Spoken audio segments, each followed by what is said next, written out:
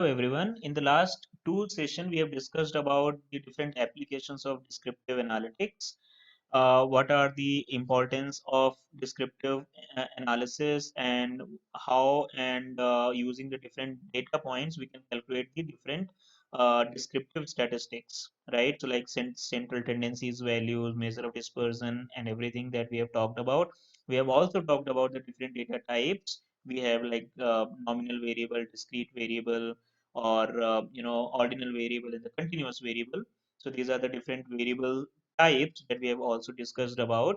Now this is a time where I can show you how these statistics like the measure of dispersion or the central tendency we talked about can be calculated given from a given data set using Python, right? So in Python, I am going to use a Jupyter notebook. Jupyter notebook is just the IDE of Python. So you need, if you need to work on the Jupyter notebook, you need to install the Anaconda with the latest version. Then probably you will be start working on the Jupyter notebook. So let's start working on the Jupyter notebook straightforward. So you guys can see here. So these are the few libraries at the starting point that I've installed it and activated it. So pandas, NumPy, these are the two specific libraries which are important from the perspective of doing the descriptive analytics and certain data manipulations also. However, Matplotlib or Seaborn, these are the two libraries which are important from the perspective of visualization or charts and everything. So I have activated these different libraries. Now in this piece of code, I have imported the data set. This is the same data set which I have shown you while explaining the different data types in a particular data set using. Now I have used type command, just going to get us some like what are the type of the data set that we have imported. And now if you can see, if I'll be using data.info statement, so it's just going to give me what are the different variables, count of the total observation here, and apart from the total variables you can also get an idea like which are all those variables having with the different data types. Like you can see state variable is having the object, income variable is in a float. So this is basically a segregation between the categorical variable or numerical variable. So object usually being considered as the categorical variable, and float or integer being considered as a either discrete or continuous variable, right? So this is very important to see from this data.info statement here. In the next piece, if I talk about few statements again, len is going to give you the total number of observation in a data set. Shape is going to give you like total number of observation and total number of variables in your data set. So as you can see, 9134 is your total number of observation with 24 variables in it. If you will be using data.columns, so this particular statement is going to give you a particular list where all the list of all the variables that is there in your data set, right? So you can get it here. Now, similarly, you can use the data.head. This is going to give you the top 5 observations, like initial 5 observations. And similarly, if you will be using data.tail, it's a least 5 observation, like last 5 observation by default. If you'll be mentioning any number over here, those many number of observation that you will get from starting. So that's the key here. Now, if you go ahead, there are few things I have used it just to convert certain data types which were mismatched from the with respect to the numerical to categorical and all. So this is something that we can ignore as of now.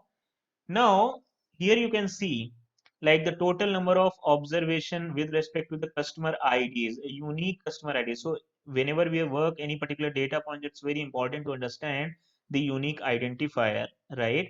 How many unique observations with a particular unique identifier variable we have. Is there any duplicate values or not? So this is something that we can check with this particular statement. We can say like the unique identifier is customer ID and how many observations are there. So we can check there is no duplicate observations are there. The total number of observation was 9134, and unique customer IDs are still 19134. That means these are the unique observations we have. Now, in the next piece of data code, we can see like data.describe. This particular statement gives you by default all the numerical variables we have and gives you the certain statistics. We talked about the central tendencies like mean, median, mode. We talked about the measure of dispersion. So all the descriptive statistics that you can get it by using the describe function over here. So you can see for all the numerical variable, like whether it is a discrete or continuous variable.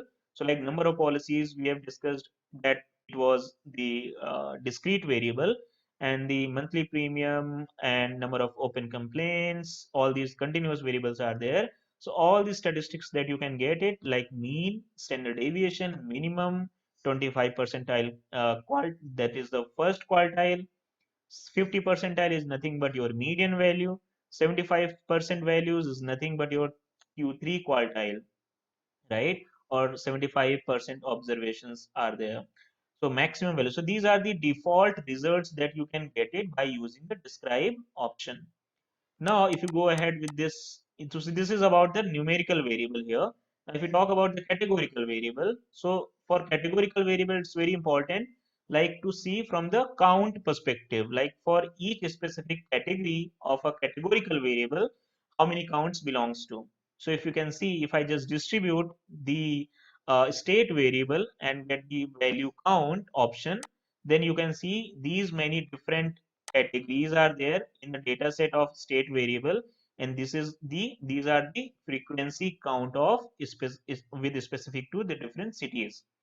So this is obviously we can use just to make certain analysis, just to have certain insights around it, just to show you from the Excel. So the result that we can get it in Python, but I have similarly showed have just planned to show you certain table just to show you certain insights that we can infer from here. So let's, for example, these are the different states we have. These are the counts that we have got from the Python results. This is just illustrative. Nothing is just been matching from the Python, codes and Python results. So here you can see I have also calculated the percentage of frequency with respect to the total count. So you can see the 14% of the total population or the total data set that I have belongs to the Washington state, Washington city, right? Or like this is the state, then I can say this is Washington state. And similarly, 31% with Oregano and the 20% with the California. And if I talk about the cumulative frequency is nothing but the accumulation of all these frequency count that we have. So here, from here also we can make certain inference, like there are 5446 patients or the members belongs to either Nevada, Arizona or Washington. So that's the way that we can actually make a certain inference. Similarly, if I use the cumulative frequency, cumulative frequency also, here also you can make certain inference from this table. Like there are 49% of the total data, like members we have or the customer we have in a data set belongs to Nevada, Arizona or Washington. Similarly, again, if you can plot the bar plot here, you can see certain trends and their counts. And if you can also plot the pie chart, which just give you the frequency, like the percentage distribution. So you can see like 14% are from which state, 31% are from Washington, and 18% are from Nevada. That's how the frequency distribution of the categorical variables helps you to analyze and get certain insights from the data, right? So we can go back to the Python and just see what are the results that we can see further. So now this is something that I have talked about, taking categorical variable one by one and taking the numerical variable as a describe function. For numerical variable or the numeric variable or the continuous variable, we can have mean, median, mode sort of statistics. And for categorical variable or for ordinal variable, we have the frequency distribution, right? Now, in the next piece of code, I'm going to talk about creating a list of all those variable in a data set which are numerical in nature, like quantitative variable. And then further we will distribute or bifurcate these quantitative variable into discrete and continuous variable also. So by using this piece of code, obviously using the data type with respect to all the variables not equal to 0, we can have the numerical variable list. And then if I'll be using the head, we can have the list of all those variables which are numeric and their top 5 observation. And similarly, I can bifurcate. So you can see here total number of observation I have got 8, which are quantitative in nature. If I bifurcate further, then I have seen total discrete variable is having only 2 discrete variable. So here I have specified one criteria, all those numeric variable which are having less than 20 categories, distinct categories into it. And that is how I have just described it as a discrete variable. You can change basically as per your requirement and just segregate those variables as a discrete one. Similarly, for continuous variable, I have, other than all those discrete variable from the quantitative piece, we have left with all others as a continuous variables only. So you can see the total 6 variables we have received, we have got it as a continuous variable. Why these are very important? Because why to segregation is important? Because discrete variable, we have the frequency distribution and all, because these can behave like sort of you know uh, uh, categorical in nature. But for purely continuous variable, we can have the certain statistics, descriptive statistics like central tendencies, we have the measure of dispersion and all. So that is why we have shown you bifurcation between the discrete and continuous variable here. In the next piece, you can see all those variables which have been stored in the list of continuous variable. I am using the describe function and getting the similar result which we have got it initially, right? So like you can see the mean, standard deviation, minimum, first quartile, median, third quartile, and maximum values with respect to all the continuous variable we have. And then if you think about like this, like there are the different other statistics we talked about, like range, we talked about the median, we have talked about the mode, we talked about the cumulative sum and all. So using these function, you can have these many statistics also, right? So you can use either sum, you can count, you can use median. So apart from these by default statistics, you can also get these numbers also related to that descriptive variable.